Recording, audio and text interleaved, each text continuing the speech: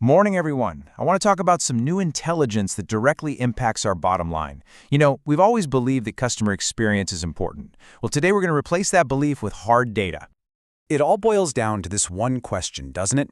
Does making our customers happy really make us more money? Is all this effort a nice to have, or is it a core driver of our revenue? Are we just spending money, or are we making an investment with a real, measurable return? Let's find out. Right, let's get straight to it. This data comes from a massive global study by the Qualtrics XM Institute. So what we're looking at here are robust findings that give us a really clear picture of the financial impact of customer satisfaction. So let's cut to the chase. What is the bottom line on the ROI of customer experience? The answer is an absolutely clear, unambiguous yes. A better customer experience directly, and I mean directly, translates to better business. The data on this is conclusive. And just so we're all clear on how solid this information is, just look at the scale. We're talking about almost 30,000 consumers across 26 countries and 20 different industries. This isn't a small sample. It's a serious global benchmark. Okay, so we know there's a connection, but just how strong is that link? Let's dig into the numbers that connect customer satisfaction to actual loyalty and growth. Now look at this. There's a Pearson correlation of 0.71 between satisfaction and trust. In plain English, that's an incredibly strong link. As one goes up, the other goes up right alongside it. It's direct, it's predictable, and it's measurable. And it gets even better. The link to a customer recommending us is even stronger, a correlation of 0.82. This is literally the most powerful connection they found in the entire study. What does that tell us? A great experience creates a volunteer sales force for our brand. And finally, here's the direct link to revenue. A correlation of 0.69. This shows that higher satisfaction directly predicts that customers will buy more from us.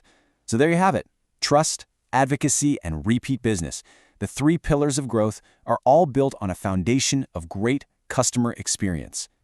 So we've seen the correlation. We know the link is there. But now let's talk about the consequences. What is the real-world gap between getting this right and getting it really wrong? The difference is, frankly, staggering. We're not talking about small percentage points here. The leap in customer loyalty when you go from a poor experience to a great one, it's a chasm. Let's break down exactly how big that chasm is. Get this, a 5-star experience makes a customer almost 3 times more likely to trust us. Think about that. That has a huge impact on our long-term relationships and, of course, our reputation. And the impact on people recommending us, it's even bigger. A 5-star experience makes a customer 3 times more likely to recommend us. That's the difference between having champions out there singing our praises and critics tearing us down. And what about sales? Well, a happy customer is over 2 times more likely to purchase more from us. So the key takeaway here is this. A great experience doesn't just add a little value, it multiplies it across the board. Let's be perfectly clear about what's at stake. A bad experience isn't neutral. It's a liability. It actively destroys trust, it creates negative word of mouth, and it kills future sales. A 5-star experience, on the other hand, is one of our most valuable assets. This is a strategic choice, not an operational one. All right, let's zoom out and look at the wider market. To really understand our own performance, we need to see how we stack up. We need benchmarks. Who's winning at this, and what can we learn from them? Okay, look at the top performers, hotels and airlines. They convert a 5-star experience into a recommendation 91% of the time. That is the gold standard. That's our target. Then you look at the other end, where industries like property insurance are down at 80%. Now for the flip side, the cost of failure. After a bad experience, trust in government agencies absolutely plummets to just 18%. Parcel delivery isn't much better at 22%. This just goes to show how quickly you can destroy trust and how vulnerable some business models are to a single bad interaction. So we have the data, we have the benchmarks, and we know exactly what the stakes are.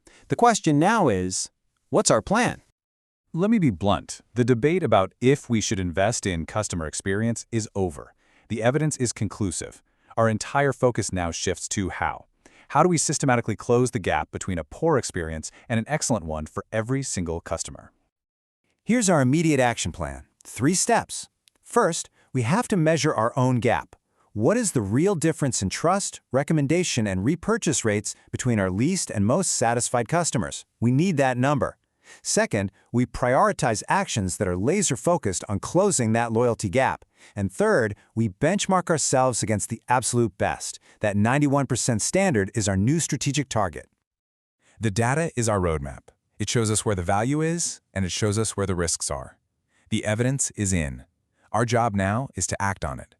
So the only question left is, what's your first move going to be?